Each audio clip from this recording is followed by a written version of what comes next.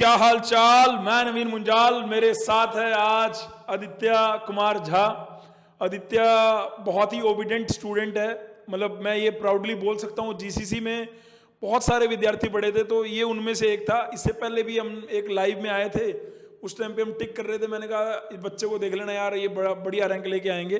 ठीक है, तो आदित्य अगर आपको ध्यान हो तो ये बताओ पहले तो कि टोटल आपने कितने क्वेश्चन अटेम्प्ट किए। सर मैंने 83 क्वेश्चन अटेम्प्ट किए थे उस टाइम, जिसमें से मतलब कुछ क्वेश्चन मैंने ओएमआर के कारण गलत हो गए होंगे मेरे 83 क्वेश्चंस में से। अच्छा। इसलिए मेरी रैंक थोड़ी थोड़ी गिर गई सर। 83 में तुम्हारे ठीक कितने होंगे, कितने गलत हुए होंगे, थोड़ा बहुत आइडिया हो। सर 83 में मेरे 73 सही थे। ऐसा मतलब 10 क्वेश्चन ऐसे गलत 10 हो गए। क्वेश्चन गलत थे और 10 क्वेश्चन जो गलत हुए या तो चैलेंज नहीं कर पाया टाइम से, हाँ या दूसरा कारण है वो हमारा गलत हो गया। तो आपको अगर आइडिया लेना है कि टॉप 30 में रैंक कैसे आती है, कितने क्वेश्चन अटेम्प्ट करने चाहिए, तो इसका सीधा सीधा कहना है कि अगर आपके 73 क्वेश्चन ठीक हैं, 70 से ऊपर क्वेश्चन ठीक हैं, 70 से ऊपर क्वेश्चन अगर आपके ठीक हैं तो आपकी टॉप 30 में रैंक है। 70 से ऊपर क्वेश्चन का मतलब है आप चारों सेक्शन की अगर मोटी मोटी बात बताएं तो चारों सेक्शन में पहला सेक्शन है मैथ का, दूसरा रीजनिंग का, तीसरा क्वांट का, और रीजनिंग क्वांट तो एक ही हो गया, तीसरा मैकेनिक्स का, चौथा आपका कंप्यूटर का। तो कौन सा सेक्शन है जो सबसे स्ट्रॉन्ग था आपका? सर मेरी मैकेनिक्स बहुत अच्छी थी, मतलब मैं सुरेश सर पढ़ाते थे मैकेनिक्स, तो बहुत अच्छी हो गई थी मैकेनिक्स। मैकेनिक्स का मतलब ऐसे याद था मेरे को कॉन्सेप्ट हर जगह। ऐसा तो नहीं लगता था कि हम वीकेंड बैच में हैं तो श्रेयस से अगर हमें वर्किंग डे में भी आपने कोई डिस्कस करना हो तो कर लेते थे? हाँ हाँ बिल्कुल सर।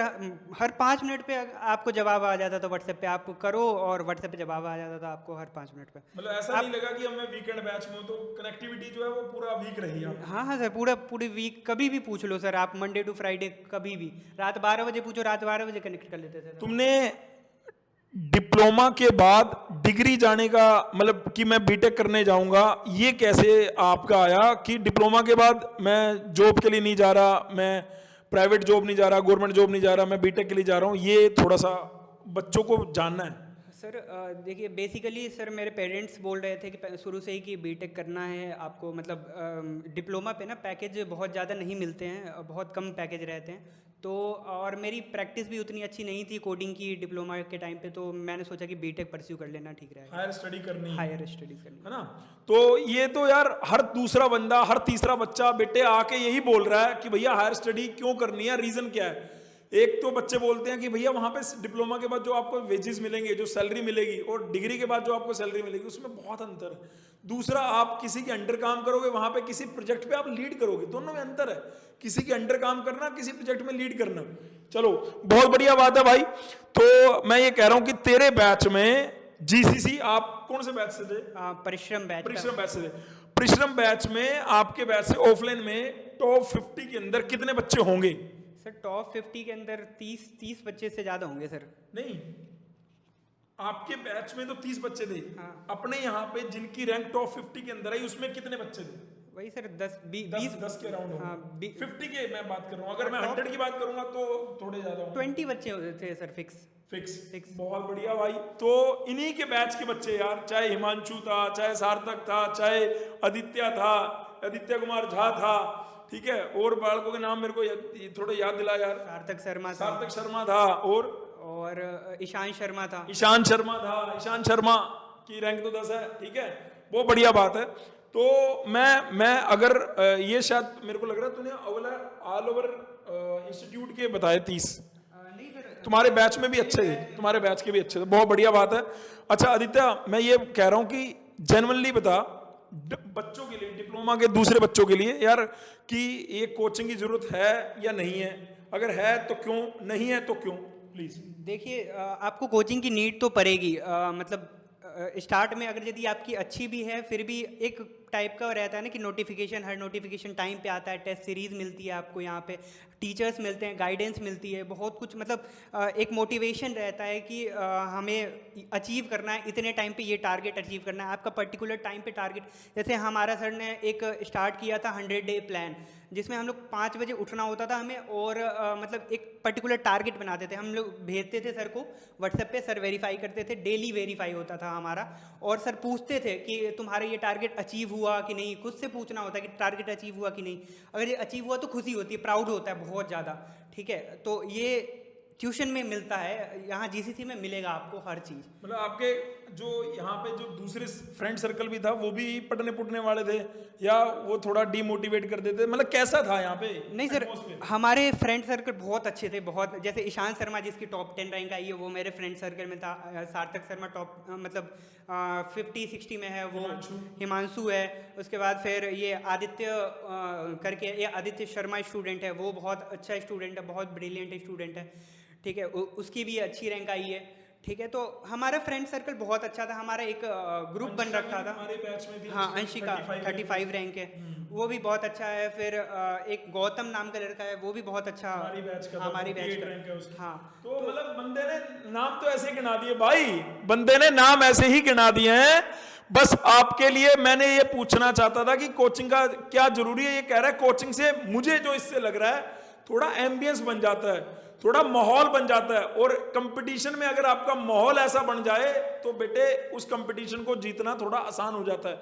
ये अच्छी बात है कि भाई 100 डे चैलेंज में मैंने इसे काफी बार आदित्य को मॉर्निंग में देखा है ना, फिर बाद में बीच में हमने तुम्हें नहीं भी देखा कभी कभी, नहीं क्यों, ऐसा क्यों था सर? उस टाइम या तो मैं मतलब कुछ अलग करने लग जाता था, जैसे चला या गया रात था को, हाँ दौड़ने के लिए, या रात में पढ़ने लग जाता था, रात 12-1 बजे ऐसे, या एग्जाम चलने लग गए थे मेरे बीच बीच। अच्छा अच्छा अच्छा, बढ़िया बढ़िया बढ़िया। तो भाई अच्छा, तूने डे 1 में क्या सोचा हुआ था कि मेरी इतनी रैंक आई है, इससे भी कम सोच रखी थी आपने? सर मैंने एक्सपेक्ट तो करा था कि टॉप 10 रैंक, बट कुछ गड़बड़ हो गई थी, मतलब जैसे OMR गलत फिल कर दिया था, या मैंने टाइम पे चैलेंज नहीं किया IQ आप के आंसर एक्सपेक्ट किए। कर रहे थे टॉप 10, हम भी आपसे एक्सपेक्ट कर रहे थे। अगर बच्चे को पता होता है ना तो टीचर को भी पता होता है। टीचर भी, चाहे श्रेयस था, चाहे पांडे था, चाहे मैं था, पांडे ने तो एक कॉपी के अंदर आपका नाम लिख रखा है भाई ये टॉप 10 में आएंगे।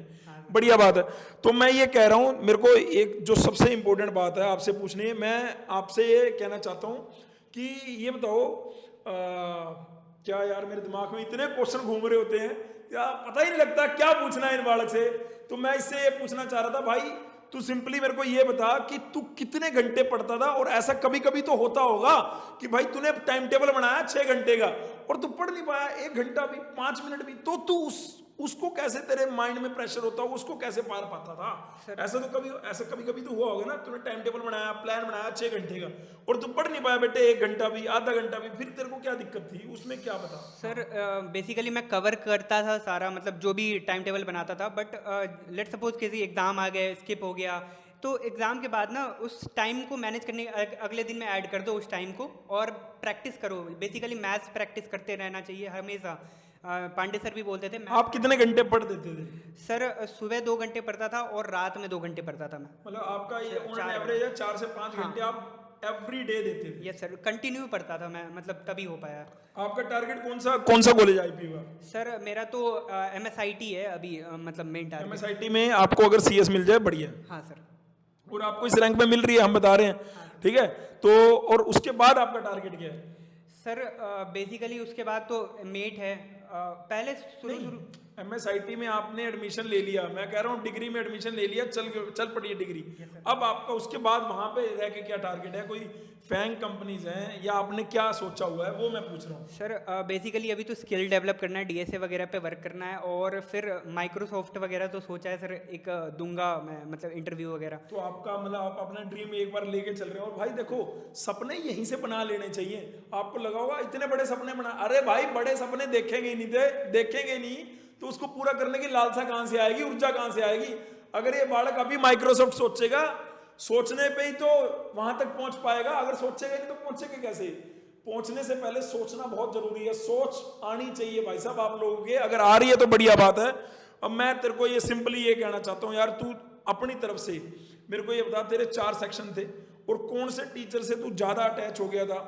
या मान लो किसी भी अपने यहाँ पे जितने भी टीचर थे, अपना केमिस्ट्री की मैडम थी, आपके फिजिक्स के सर थे, आपके मैकेनिक्स के टीचर थे, आपके कंप्यूटर के टीचर थे, मैथ के टीचर थे, रीजनिंग के आपके ऑनलाइन में भी आप अटैच हो गए थे, ऑफलाइन में भी गोपाल सर थे, तो किन किन टीचर से ज़्यादा आपका अट्रैक्शन था? सर पांडे सर पे बहुत, मतलब उनको जो भी भेजता था उनका भी रिप्लाई आता था, और श्रेयस सर उनका भी बहुत बहुत क्विक रिप्लाई आता था।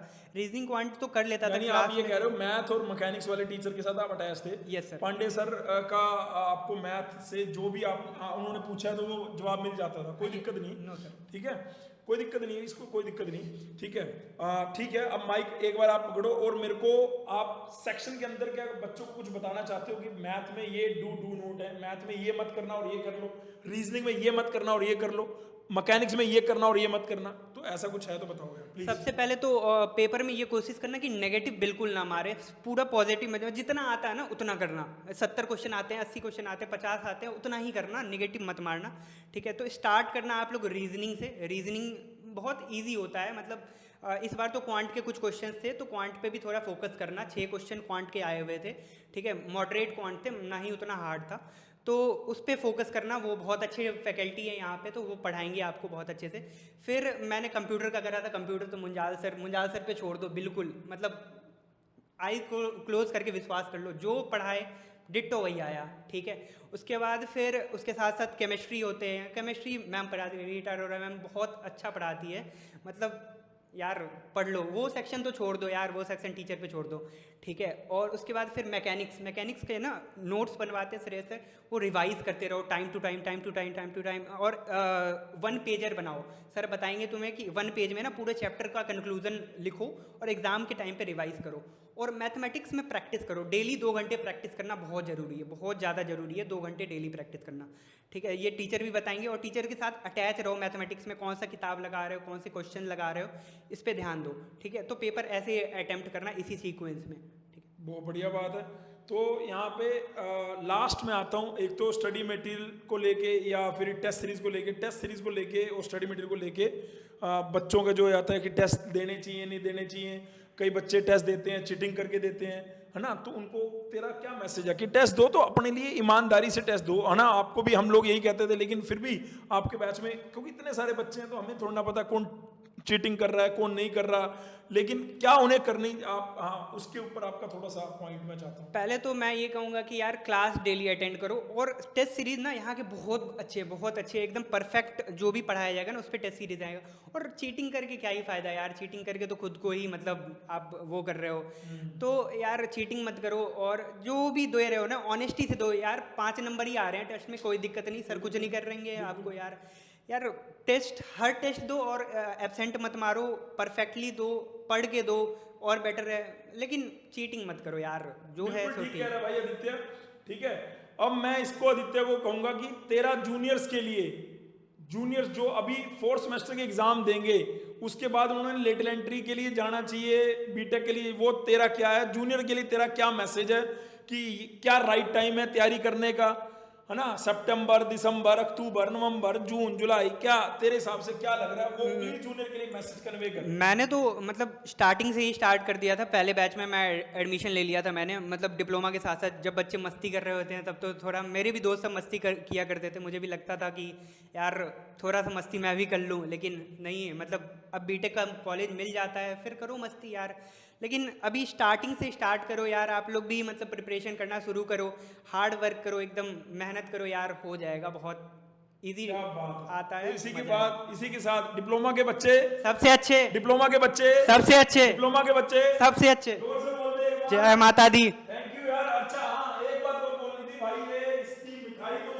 इसका मुंह मिठा बनता है भाई, मिठाई से भाई का मुंह मिठा करना बिल्कुल बनता है, वो रह गया था, हमने ये क्लोजिंग एंड पे आ गए थे, पर ये अभी पैकिंग में है, इसको आराम से ऑफ कैमरा खा लेंगे, लेकिन थैंक यू सो मच मिठाई के लिए, और गॉड ब्लेस यू बेटे, टेक केयर बेटे, टेक केयर।